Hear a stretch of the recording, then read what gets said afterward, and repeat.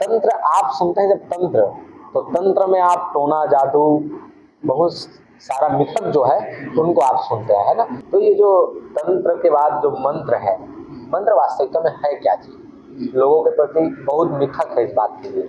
बहुत से लोग बोलते हैं कि मंत्र का जाप करें तो लोग पागल हो जाते हैं।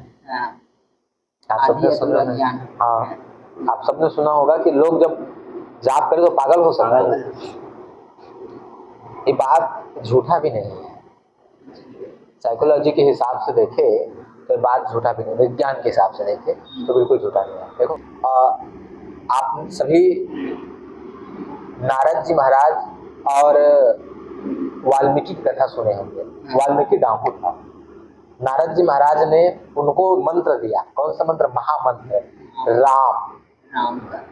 लेकिन उन्होंने राम नहीं कहा, उन्होंने मार कहा, मरा कहा, मरा मरा मरा मरा मरा मरा मरा दोहराया। वो उल्टा पढ़ा तो कुल मिला के हो गया राम।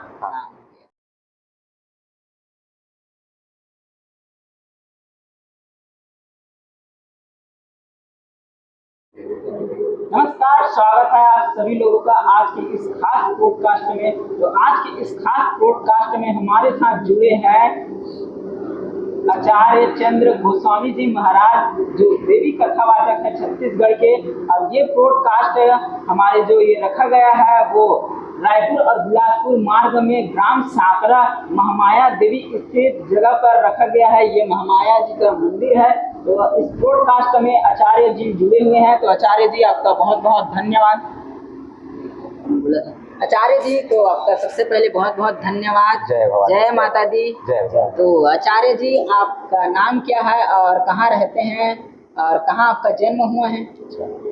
ठीक, सबसे पहले तो आप सभी भक्तजनों को हमारी ओर से जय भवानी, एवं आप सभी भक्तजन जो माँ के चरणों में आविराजे हैं, आप सभी को माता रानी की तरफ से एवं हमारे तरफ से बहुत बहुत कोटि कोटि आप सबका स्वागत है। हमारा परिचय बड़ा ही छोटा परिचय है और बहुत ही लघु घर से हम आविराजते हैं।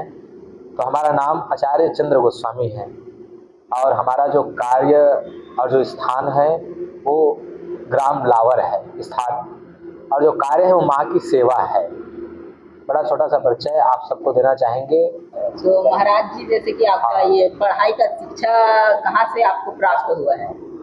ऐसे तो हमारा जो शिक्षा दीक्षा है ये स्कूली शिक्षा दीक्षा जैसे नॉर्मल बच्चों का होता है, वैसा ही हमारा भी शिक्षा दीक्षा है। तो हमारा जो कॉलेज था वो हमारा कॉलेज मात्र हम फर्स्ट ईयर तक ही कर पाए, क्योंकि बचपन से ही माँ के सेवा में जुड़ गए और उनकी सेवा में जब जुड़े तो सांसारिक जीवन में उतना मन न लग पाया, और कहा जाए कि भाग्य साथ भी न दे पाए, और सौभाग्य है कि माँ के चरणों में है कि हम शिक्षा दीक्षा जो सांसारिक शिक्षा दीक्षा है उसमें अच्छे से प्रवेश हो सके और उसमें पूर्ण रूप से उस शिक्षा दीक्षा को ले पाए, इसलिए कॉलेज फर्स्ट ईयर तक ही कर पाए हम। तो महाराज जी, जैसे कि आप फर्स्ट ईयर तक किए हैं, आप बता रहे हैं, तो जैसे कि आप आगे के लिए जो शिक्षा प्राप्त की है जो देवी कथा के लिए और यहाँ जो समाज सेवा है, लोगों की सेवा के लिए आप जो शिक्षा प्रदान मतलब प्राप्त किए हैं, वो आप कहाँ से किए हैं, ये कैसे किए, ये सारा चीज़ बताइए। हमारा जीवन का जर्नी कुछ इस प्रकार से स्टार्ट हुआ कि हम जब स्कूल में थे तो मैं क्या था कि हमारा बचपन से ही हम एक थोड़ा सा मैच्योरिटी टाइप का स्वभाव था, घर का जो स्थिति वैसा ही कुछ था। तो ये जो गरीब घर के जो लड़के होते हैं ना, उनमें मैच्योरिटी बहुत जल्दी आ जाती है। तो हम ये देखने को मिलता था कि आगे हमको करना क्या है, तो कोई रास्ता नहीं दिखता था। एक दिन की बात है कि 15 अगस्त था, उसमें हमको लेना पड़ा भाषण। जब भाषण लिए ना तो देखे कि भाई बोलता अच्छा है लड़का, सबसे तरफ से प्रोत्साहन मिला। जब प्रोत्साहन मिले ना तो हमने किया एंकरिंग, स्कूल में गए एंकरिंग किए वहाँ से। तो वहाँ से हमारा ये जर्नी प्रारंभ हुआ। क्या जर्नी? ये अध्यात्म की जर्नी, धर्म की जर्नी। तो फिर पता चला कि भैया हमको बोलना है, और बोल रहे हैं तो संसार के बारे में क्यों, वो परमात्मा के बारे में, वो परमेश्वरी के बारे में बोलना है जो पूरे जीव का कल्याण कर सकते हैं। तो ऐसा जब स्थिति परिस्थिति बना, तो ये स्थिति परिस्थिति बने तो हम वहाँ से स्कूल से छूटे और छूट करके हम चले गए सीधे महाकाल के चरणों में, अर्थात उज्जैन। वहां से जन्म प्रारंभ हुए, वहां भगवान महाकाल के चरणों में ही विराजमान होकर के वही जो विशेष शिक्षा है जो कहा जाए वहां से प्रारंभ हुआ। तो उसके बाद फिर इधर उधर प्रवासी होकर के घूम करके हमने ये शिक्षा को ग्रहण किया। जैसे कि आपने महाकाल से शिक्षा प्राप्त किया, जी जी। तो महाकाल के बाद आप कहाँ कहाँ गए, कहाँ कहाँ से शिक्षा प्राप्त किए, वो हमारे दर्शकों को बताइए। जी, ये जो महाकाल जो उज्जैन नगरी है, भगवान श्री भोलेनाथ जहाँ विराजमान है, वहाँ भगवान श्री कृष्ण भी शिक्षा दीक्षा लिए हैं। वहाँ जब हम, हाँ, संदीपनी आश्रम जो है वहाँ, तो वहाँ जब हमने शिक्षा दीक्षा लिया तो वो तो शिक्षा दीक्षा थी कथा का, जो कथा का जो शिक्षा दीक्षा थे। तो शुरुआत में शिव महापुराण में बड़ा ही लगाव है, आज भी उनके प्रति बड़ा आदर और प्रेम है, मगर वही प्रभु की कृपा है कि माँ जगदम्बा के कार्यों में उन्होंने हमको लगा दिया और आज हम देवी कथा के बड़े पास में रह करके उनकी सेवा कर रहे हैं, उस देवी कथा के रसिक स्वरूप हुए हैं, उनका रस ले रहे हैं। तो वहाँ जैसे हमने शिक्षा दीक्षा लिया, उनके पश्चात हमने और अन्य अन्य जगहों में, छोटे छोटे जगहों में, जैसे यहाँ हमारे छत्तीसगढ़ में महादेव घाट है, वहाँ भी हमने कुछ समय बिताए, है ना। इनके पश्चात चरोदा का प्राचीन मंदिर है भिलाई के पास, वहाँ भी हमने कुछ समय बिताया। इसी प्रकार हमने वृंदावन में बहुत समय बिताया, है ना। उन्हीं प्रकार से एक हमारे जीवन में एक और पड़ाव आया, वो पड़ाव था तंत्र का पड़ाव, और हम चले गए कामाख्या माता मंदिर आसाम। तो महाराज जी, जैसे कि ये तंत्र मंत्र और स्कूल, ये दोनों में जैसे कि स्कूल का शिक्षा और तंत्र की जो शिक्षा है, इसमें क्या अंतर है और लाभ क्या होता है दोनों का? तंत्र और स्कूल, ये तंत्र क्या है और स्कूल क्या है, प्रश्न कुछ ऐसा उठ रहा है ना। तो स्कूल और तंत्र में ऐसा है कि धरती और आसमान का फर्क है। तंत्र आप सुनते हैं, जब तंत्र, तो तंत्र में आप टोना जादू, बहुत सारा मिथक जो है उनको आप सुनते हैं, है ना। और स्कूल जो है, वास्तविकता में जो स्कूल है, स्कूल का सही अर्थ आज के जो लोग हैं वो तो पूरी तरह से भूल चुके हैं, है ना। स्कूल को सिर्फ नौकरी का जरिया बना चुके हैं। ये बात किसी को बताने की जरूरत भी नहीं है, सब लोग जानते हैं इस बात को, है ना। तो स्कूल का सिर्फ यही उद्देश्य बन गया है कि हमें स्कूल जाना है और स्कूल जा करके पढ़ना है और नौकरी करना है, ये उद्देश्य बन गए हैं। तो तंत्र क्या है? तंत्र और स्कूल का जो फासला है ना, ये बहुत दूर दूर का फासला है। तो महाराज जी, ये तंत्र क्या है, बोल के जरा बताइए ना। हाँ, ये तंत्र के विषय में आपको बताना चाहूँ कि वास्तव में ये तंत्र क्या है। ज़्यादातर लोगों का ये मानना है कि तंत्र अर्थात टोना जादू, बहुत सारी, जैसे नींबू है, नींबू रख दिए, वहाँ कुछ कुछ ऐसा फूल जैसा, जैसे हम लोग पूजा में बनाते हैं ना, ऐसे चौकोन कुछ बना दिए, है ना। अब वहाँ दीप धूप जला करके कोई पुतला उतला बना करके, ये तंत्र मंत्र, ये लोगों का मानसिकता है। दरअसल तंत्र ऐसा नहीं है। तंत्र आपको हम बताना चाहेंगे तो तंत्र का बहुत ही बड़ा स्थान है। विज्ञान भैरव तंत्र, तंत्र लोगों की सहायता या लोगों का विनाश करने के लिए नहीं है। तंत्र आत्मा को परमात्मा से मिलाने का एक जरिया है। तो फिर भी इसे तंत्र को दो भागों में बांट दिया गया है।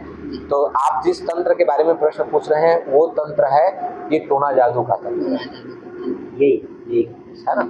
बोल के बताइए ना जी। जैसे कि महाराज जी अभी आपने बताया कि विज्ञान भैरव तंत्र, ये वास्तव में है क्या चीज, अब इसको विस्तार से बताइए। आपने बहुत सुंदर प्रश्न किया कि विज्ञान भैरव तंत्र है क्या चीज। ये बहुत ही, जो तंत्र और मंत्र के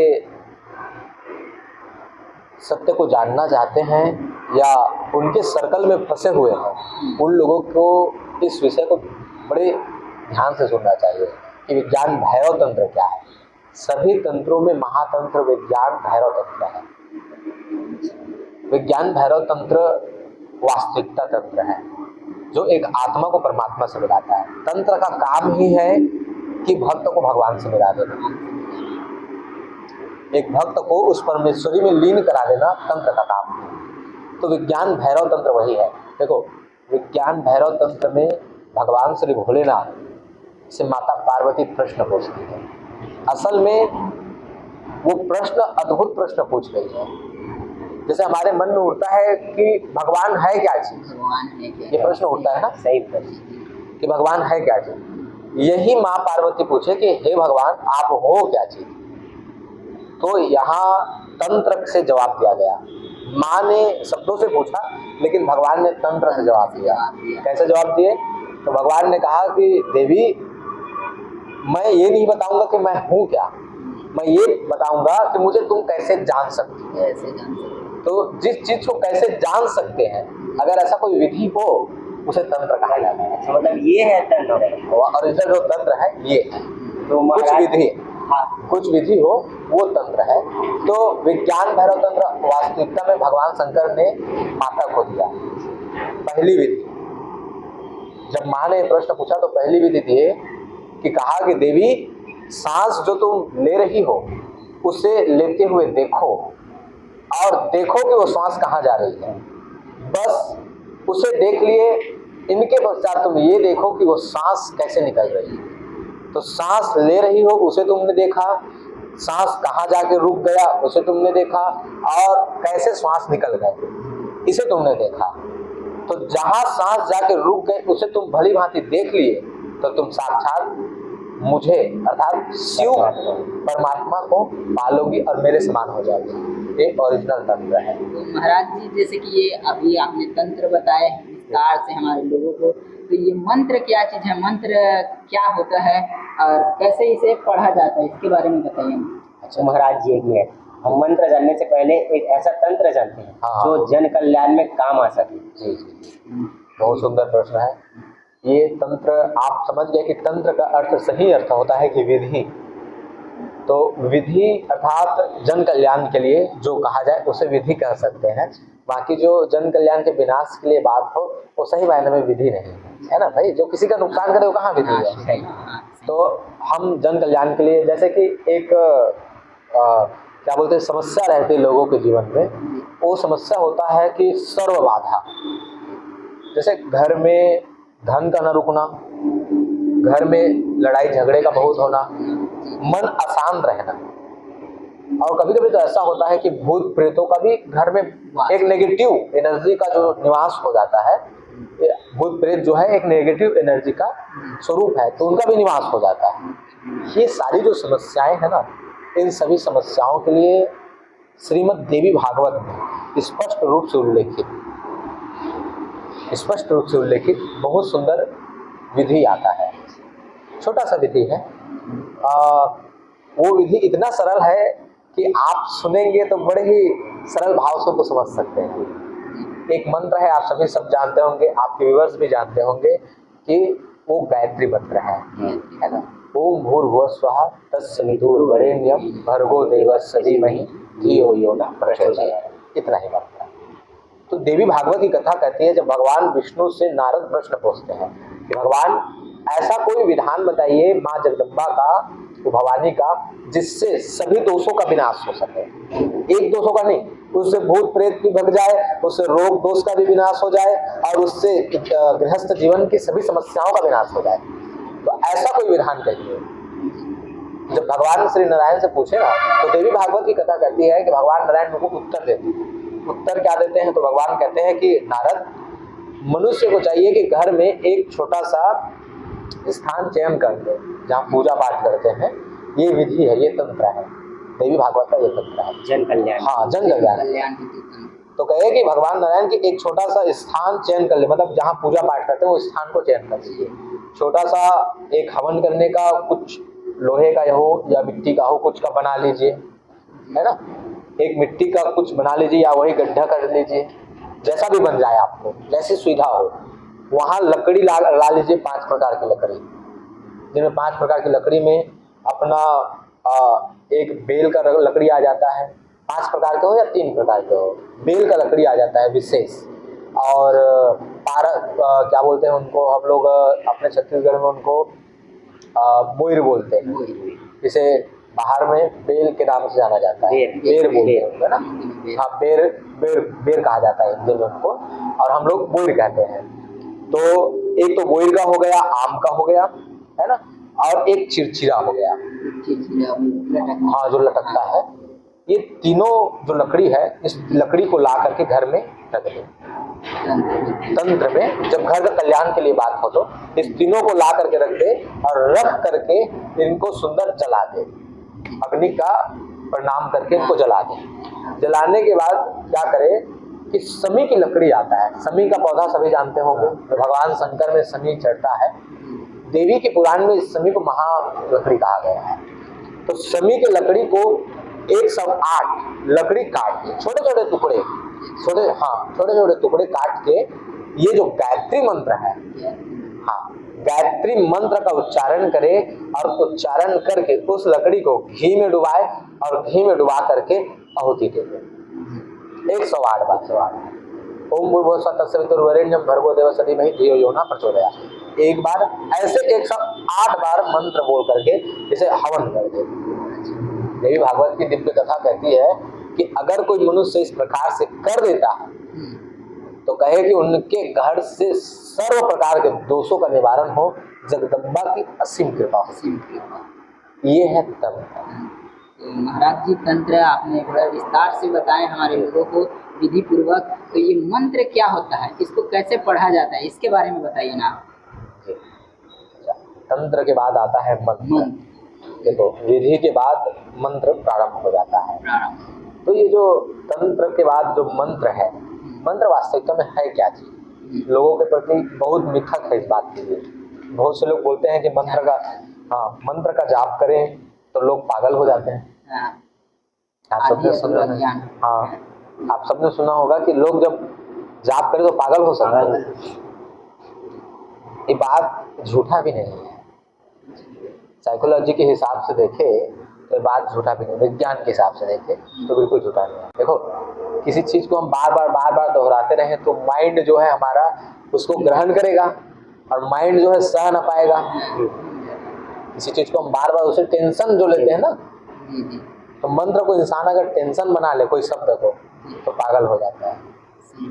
उदाहरण के तौर पे अगर कोई प्रेमी है और प्रेमिका से वो छूट गया तो वो जब प्रेमिका के बारे में जब प्रेमी बार बार सोचेगा तो पागल हो जाएगा ना। मंत्र बस वही है, प्रेमिका है मंत्र, तो प्रेमिका की तरह मंत्र को ट्रेड करना है, समझ रहे ना।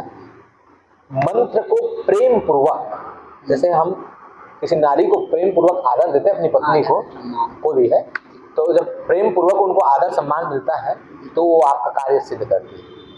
तो क्या है कि जो प्रेमिका की तरह ही मंत्र है, हम क्या करते हैं कि मंत्र को बहुत गंभीरता से धारण करते हैं और जो गंभीरता से धारण करता है वो पागल हो जाता है।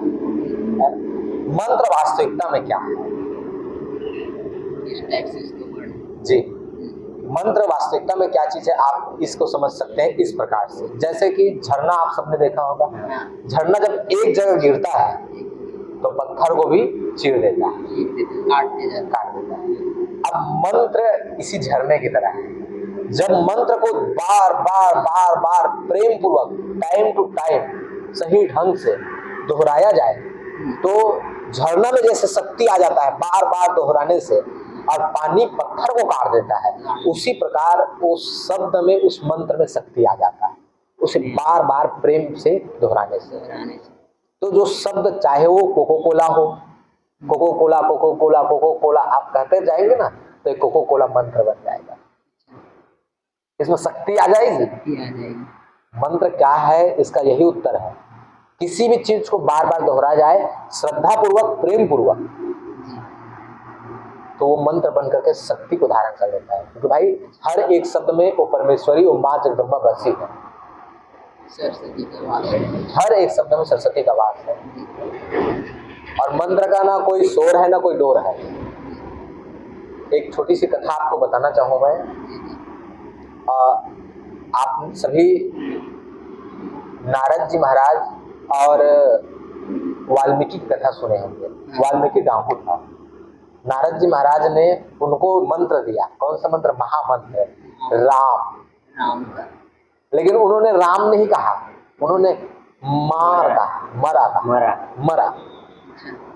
मरा मरा मरा मरा मरा मरा दोहराया। वो उल्टा पढ़ा तो कुल मिला के हो गया राम। राम हो गया। गलत था ना मंत्र, हाँ। लेकिन वो बार बार बार बार बार मरा मरा मरा मरा मरा मरा मरा मरा कहा।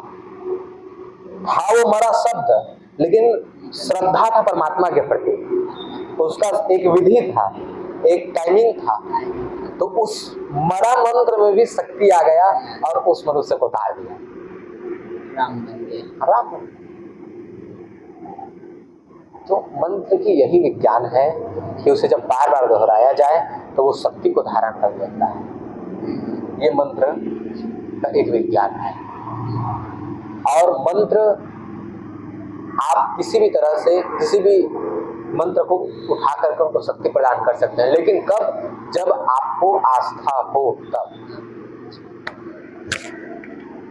मंत्र बोल के बताइए ना, कैसे इसको पढ़ा जाता है? एक मंत्र मैं आपको मंत्र बोल करके बताऊंगा, लेकिन आपको बता दूं कि मंत्र भी 3 प्रकार के होते हैं। 3 प्रकार के मंत्र होते हैं।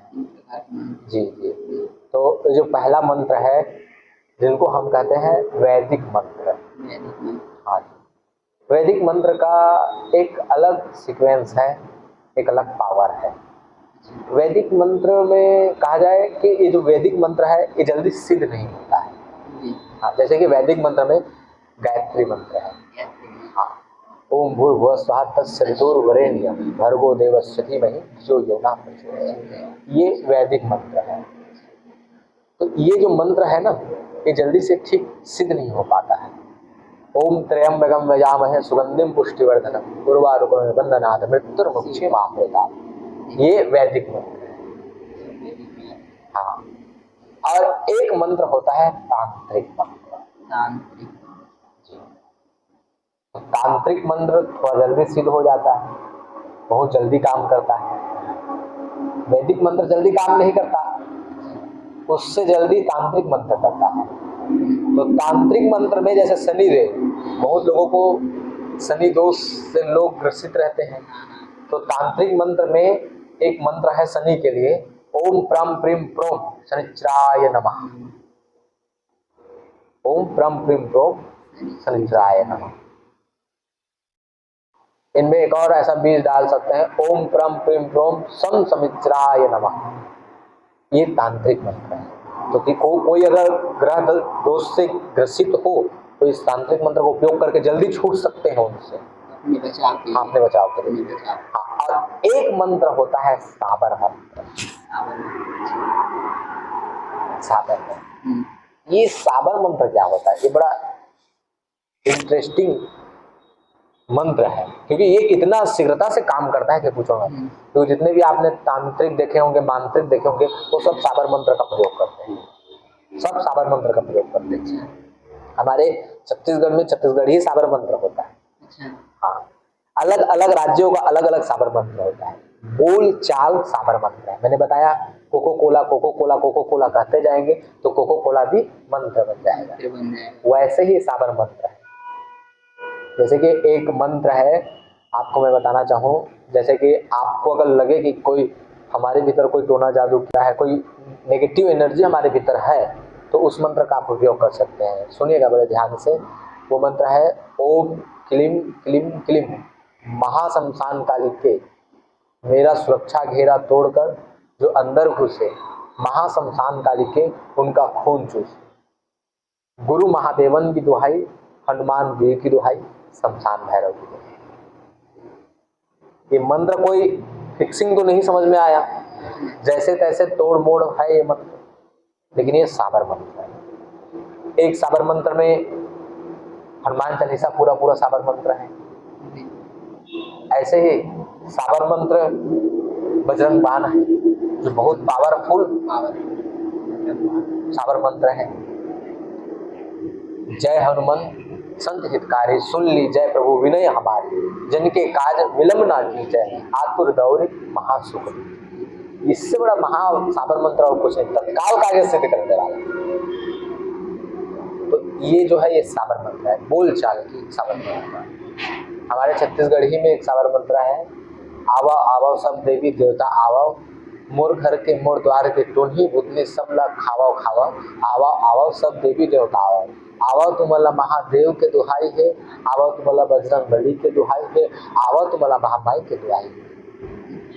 ये साबर मंत्र कुछ नहीं है भैया, बोलना है, लेकिन देखो अगर इसको बार बार दोहराया गया भाव से प्रेम से तो ये मंत्र इतना शक्तिशाली हो जाता है कि बड़े बड़े कार्य को सिद्ध। हाँ जी, जैसे कि आपने अभी बताया दुहाई, ये दुहाई का अर्थ है।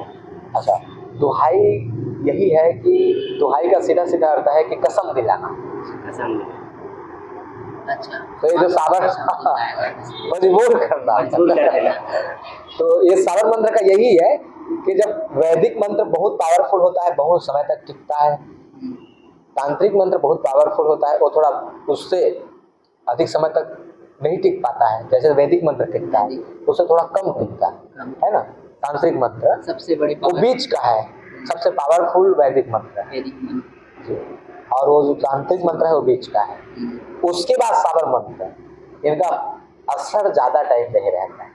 मतलब कहने का मतलब ये है कि जो जल्दी काम करता है वो कम टिकता है, और जो ज्यादा काम करता है एक के काम करता है वो ज्यादा टिकता है। जो जल्दी काम करेगा वो जल्दी निकल जाएगा। ये ड्यूटी जैसा है, यहाँ गार्डन में लोग आते हैं, एक ड्यूटी करने वाला जल्दी आता है तो जल्दी चला जाता है, बस सेम टू सेम ऐसा ही है। ये मंत्र की है, और दुहाई का मतलब है मजबूर कर देना।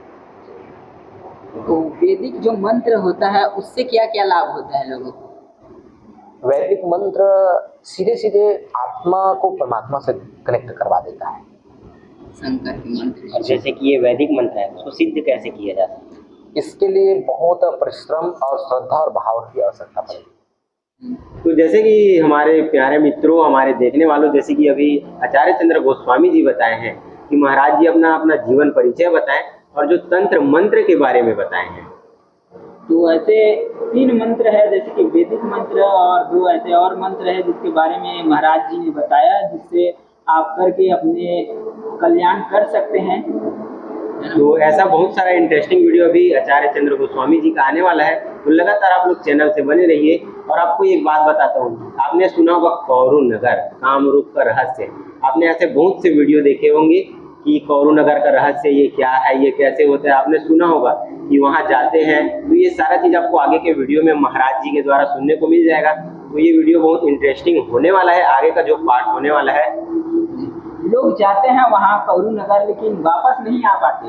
महाराज बताने वाले हैं नेक्स्ट वीडियो में कि वहाँ जो जाते हैं कैसे आते हैं, वहाँ क्या क्या होता है। तो इसके लिए आप चैनल से जुड़े रहिए, चैनल को सब्सक्राइब कर लीजिए, और इसी तरह की बहुत ही इंटरेस्टिंग वीडियो आने वाला है। तो चलिए मिलते हैं एक नेक्स्ट पार्ट में।